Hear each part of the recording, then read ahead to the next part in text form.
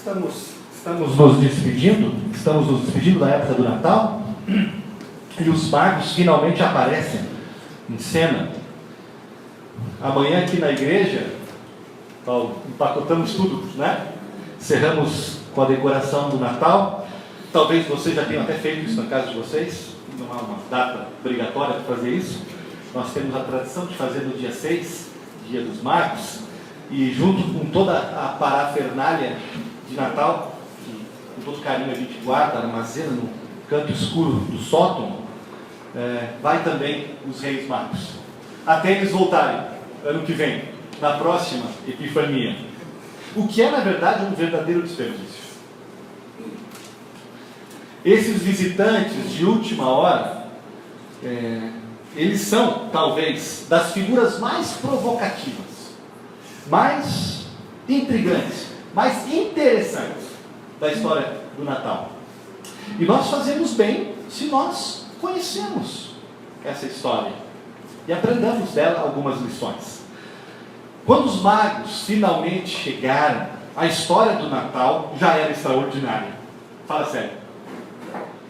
O Messias, longamente aguardado, havia nascido de pais comuns, em circunstâncias incríveis, mas humildes. O Messias não apareceu, não veio ao mundo num castelo ou num palácio, como os próprios magos esperavam, chegando em Jerusalém, mas vem ao mundo num coxo de animais, num estábulo. E os primeiros a visitá-lo foram pastores de ovelhas daquela região, gente simples, gente da parte mais baixa da pirâmide econômica, gente sem nenhum pedigree social, nenhum pedigree religioso. Só que quando os magos entram na história, bom, aí a história da chegada do Filho de Deus toma um nível muito mais profundo e anuncia uma ação de Deus muito, muito mais radical. Creio que grande parte de vocês conhece a história. Não se sinta envergonhado, constrangido se você não conhece. A gente a gente entende. Nós aqui na igreja repetimos ela todo ano. Apenas vale lembrar que talvez algumas das informações que vocês conhecem ou espalham sobre essa visita dos Reis Magos, talvez algumas dessas informações não são tão verídicas assim. E quase poderiam entrar na classe dos mitos. Número 1, eles não eram reis. No máximo estavam a serviço de um monarca. Não há nenhum indício no texto que eles eram reis. A Bíblia também não nos chama de sábios, nem mesmo de estudantes de estrelas. A palavra na Bíblia é outra para eles, o nome deles. Também não há evidência de que eles eram reis. Sabiam disso? Olha o texto, Mateus 2. Poderia ter sido uma caravana, uma comitiva deles, ou apenas dois. Sabemos que era plural, o pronome é plural. A tradição fala de 3 por causa dos presentes que trouxeram. Mas poderia ter sido 10 pessoas trazendo 3 presentes: ouro, incenso e mirra. O número deles é desconhecido. Também não sabemos se eles... Vocês vão querer me bater agora. Calma. Também não sabemos se eles realmente visitaram Jesus no estábulo e na noite do nascimento. Porque o texto parece indicar que quando eles chegaram a Belém, Maria e Jesus já estavam numa casa. Numa casa. E finalmente, a estrela especial que Deus colocou no céu, que há quem diga que foi o cometa Halley também, poderia ser. A estrela ou cometa, o astro celestial, ele não deveria receber todos os nossos aplausos. Os magos só chegaram onde chegaram porque fizeram uso de uma orientação muito mais precisa que qualquer sinal no céu. Olha o texto. O sinal da estrela foi suficiente para levá-los até Jerusalém. de Jerusalém para Belém, entrou em cena a orientação, guia máxima de Deus para o ser humano. Palavra de Deus. Foi quando os sacerdotes abriram a Bíblia e disseram da profecia de Belém, que eles então puderam chegar a Belém. Então, aplausos para a estrela, mas ela só orientou os magos porque vinha acompanhada das Santas Escrituras. Calma, não quero desconstruir o Natal de vocês no coração de vocês. Não precisamos polemizar, não precisamos jogar fora os presépios, sabe, Maurício? Calma, deixa os presépios no dia.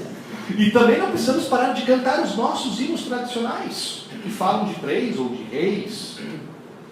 Não precisamos reescrever programas e cantatas de Natal. Apenas é importante, talvez, que separemos os, quem sabe, são apenas mitos, do que realmente é a revelação de Deus da história. E muito mais que isso, que deixando alguns mitos de lado, foquemos no que realmente aconteceu e qual é a mensagem dessa história para a gente. Quem conta ela para nós é Mateus. Mateus amava os magos. Mateus amava tanto os magos que ele deu mais centímetros quadrados, mais palavras para a história dos magos que para a história do próprio nascimento de Jesus. Para Mateus não tem pastor, para Mateus não tem manjedoura, mas para Mateus tem os magos. Por que será que para Mateus é tão importante a história dessa visita, desses viajantes do Oriente? Talvez porque Mateus sabia que a história deles talvez fosse a história da gente. Todos nós somos, de certa forma, viajantes nesse mundo. Todos nós estamos em busca de algo que nos sustente, que nos preencha, que poderíamos dizer de salvação. E todos precisamos de orientação nessa busca. Para encontrar, Deus nos apresenta Jesus e nos orienta também a como encontrá-lo. Agora, não dá para entender a história dos magos sem entender quem eram esses homens. Mateus os chama de magi, grego, magi, que é plural de magos. Magi. Magos. Uma palavra grega que deu origem às nossas palavras magia, mágica. Né? E é uma palavra grega carregada de significado, porque ela abarcava um número grande de vocações, de funções sociais.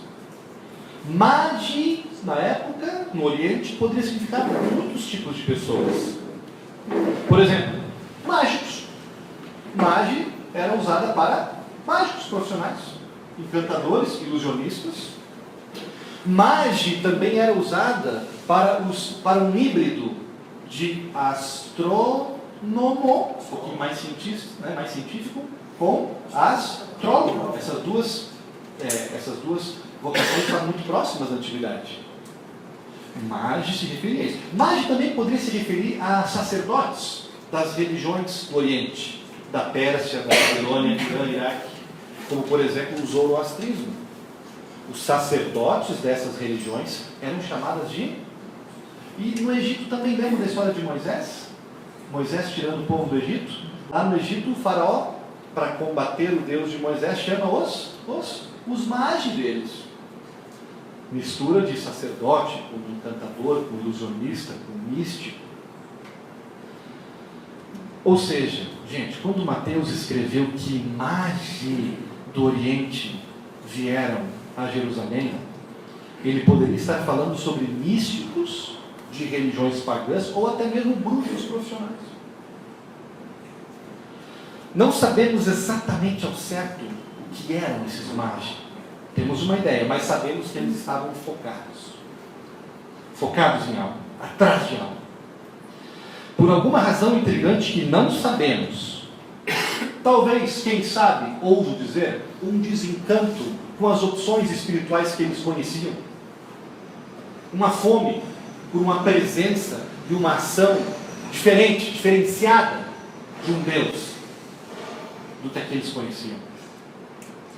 Por alguma razão, esses homens largam tudo e fazem uma viagem de milhares de quilômetros.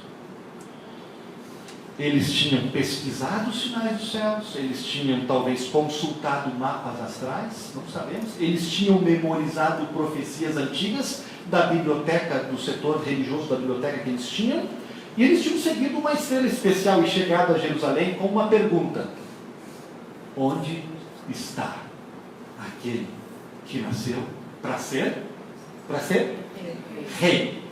Não perca esse detalhe.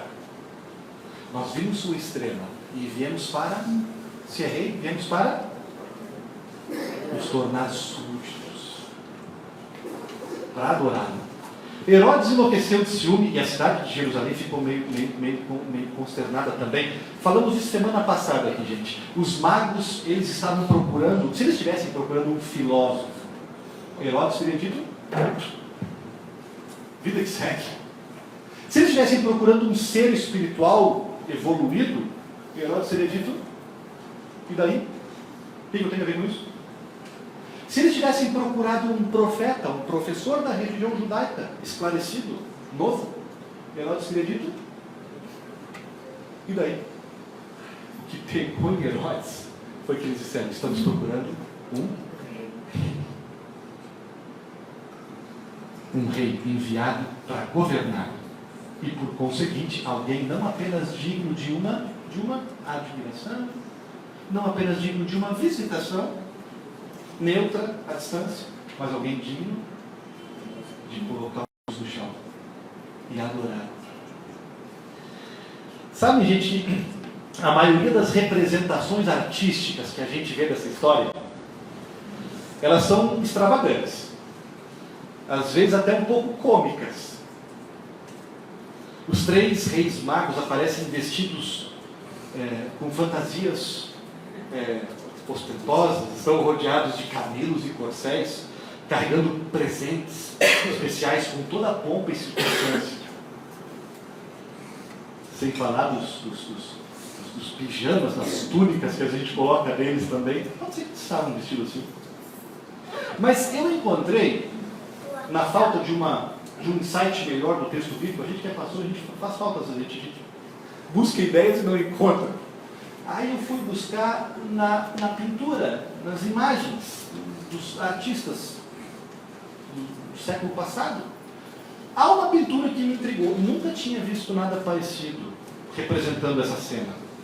Pintor holandês, século XVII, idos de 1600, Leonard Bramer.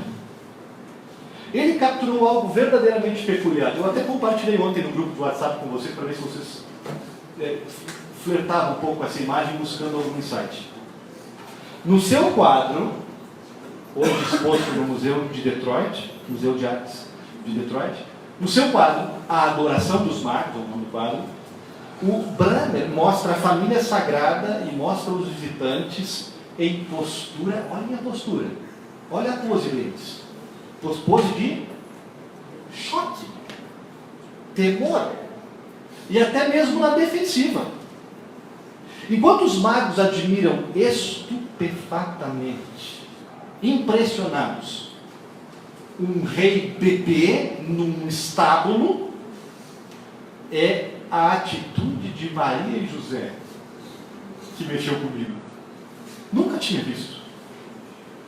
Olha Maria e José com os braços, tentando repelir os magos. Já tinham visto vocês alguma coisa assim? Uma mãe e um pai do menino Jesus não acolhendo, não dizendo chega mais perto, pega o bebê, mas com a mão e com os braços. O que esse pintor quer dizer pra gente? Maria e José, tipo, não cheguem mais perto. Eu não sei, é novo para mim, mas pensando um pouco nesse texto, faz muito sentido. Faz muito sentido. Por quê? Independente de exatamente quem eram esses magos, para Maria e José, eles entravam numa categoria chamada chamada gentios. Independente de quanto dinheiro eles traziam no bolso, de quão bonito eram os presentes, Maria e José, ao enxergar aqueles visitantes, o cérebro deles começou a apitar. Gentios. Gentios eram pessoas de outra cultura e de outra religião. Que para o povo judeu na época, trazia a consequência de serem pessoas consideradas impuras. Inclusive se proibia o povo de ter sociabilização com eles e até mesmo de tocar. Os judeus da época, com suas leis e com seus costumes religiosos, não tocavam em pessoas que eram de outra religião. Porque entendiam que aquilo ia contaminá-los com a sujeira espiritual deles. E por respeito ao Deus que eles cultuavam, não se associavam e não tocavam. Pense em Maria e José, recebendo de repente gente considerada impura, que talvez chegaram ali contando de uma história de terem visto, feitos cálculos, feitos rituais místicos para interpretar uma estrela. Maria e José, responsáveis, cuidadosos que foram, talvez realmente se preocuparam e disseram: bem-vindos, mas até aqui, calma lá, porque vocês são impuros na nossa categoria humana social. Que pais judeus fariam diferente diante de visitantes tão irregulares e tão alternativos? Outro traço interessante na pintura, eu não sou um especialista, mas percebi e pesquisei, é o uso da técnica chiaroscuro na composição. Esse pintor usava essa técnica em quase qualquer pintura que ele fazia, mas, e era moda na época, o chiaroscuro, que é claro escuro. Nessa pintura aqui, funciona perfeitamente. Chiaroscuro é uma técnica de pintura que usa o contraste da luz e a escuridão para efeitos dramáticos, para efeitos significativos, para criar uma profundidade na tela e chamar a atenção para uma mensagem. A única fonte de luz na tela é o menino Jesus. Mas quando olhamos para o quadro, não ficamos com a sensação de que ele é o único iluminado, porque a luz que sai dele, no chiaroscuro, reflete não apenas nos seus pais, mas também nos alternativos e irregulares e idólatras e pagãos. Os magos estão no escuro, porque eles chegam com uma vida escura, mas na casa ou no presépio eles encontram a luz, a fonte da verdadeira luz. E apesar da aparente indelicadeza de José e Maria, ou do zelo deles, Jesus, já desde bebê, quebra um paradigma. Deus veio ao mundo para acolher, para dar boas-vindas a qualquer um no seu reino. E é isso que a igreja cristã reconhece nessa festa, nesse dia da Epifania, gente. É isso que a igreja católica celebra hoje, a igreja protestante celebra hoje, a igreja ortodoxa. É isso. A revelação do Filho de Deus, de Jesus, se encarna não apenas para um povo, ou apenas para o seu povo, mas para pessoas de qualquer povo. Especialmente, hoje, lembramos, os que eram diferentes, os que não tinham acesso. Chiaroscuro, uma história de encontrar luz nas trevas. Os magos se ajoelham, arrebatados pela presença do verdadeiro Deus em forma de bebê. Maria e José não conseguem compreender o que está acontecendo. Maria e José ainda estão pensando no Messias como um herói para Israel, como o libertador do povo deles. Eles ainda não estão esperando. Mal sabia eles naquele momento que era a inauguração do que Jesus mais tarde diria, chocando os fariseus: eu tenho ovelhas que não são desse rebanho, e eu também vim buscá-las. E um dia haverá só um rebanho e só um pastor. Jesus, gente, Não me entendam mal. Ele veio para os judeus. Jesus, o povo da aliança, história, legado, caminhada, passado, são coisas que Deus valoriza. E o que ele tinha construído com o povo no Antigo Testamento, ele honrou. E Jesus valorizou. No entanto, Jesus chega para dizer, a partir de agora, que não reste dúvidas, que é um rebanho, e eu sou pastor. Um rebanho de judeus e gentios, um rebanho de homens e mulheres, um rebanho de ricos e pobres, um rebanho de escravos e livres, um reino onde todos são iguais para Deus, igualmente pecadores, igualmente amados, igualmente perdoados, igualmente abençoados, uma comunidade global multiétnica de paz e de amor. Esta é a festa, particularmente, dos que estavam fora, dos que não nasceram em berço esplêndido, religiosamente falando. Essa é a festa dos forasteiros. Esta é a festa do centurião romano. Esta é a festa do endemoniado gadareno. Esta é a festa da mulher samaritana.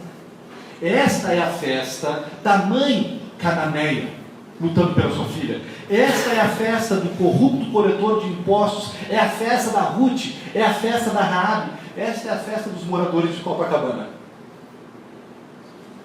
a vizinhança da nossa igreja.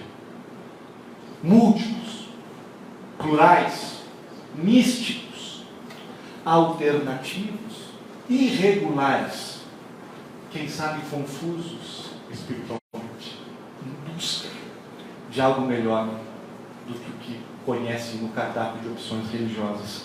E é por isso a nossa festa também, gente. Porque tecnicamente, não sendo nós judeus, somos gentios. Graças a esse dia, foi a abertura do acesso ao reino também para a gente, descendentes de europeus, de africanos, descendentes de asiáticos, né? Gentios que somos seguidores de Cristo. Por isso acho que vale a pena a gente celebrar essa festa com mais força. Não apenas achar que hoje é o dia de guardar as coisas do Natal. Talvez não deveríamos esquecer de valorizar, porque hoje é a festa da nossa entrada na fé cristã. Nós não nascemos dentro. Os magos lideraram o caminho. E com a sua visita, Deus declara: bem-vindo para o Senhor, bem-vindo para a Senhora, bem-vindo para cada um de nós. A Epifania é a festa onde todos são chiaroscuramente tocados, acolhidos com a luz de Jesus, o caminho, a verdade e a vida. Cristo é de fato, seguindo o lema da nossa igreja, para todos.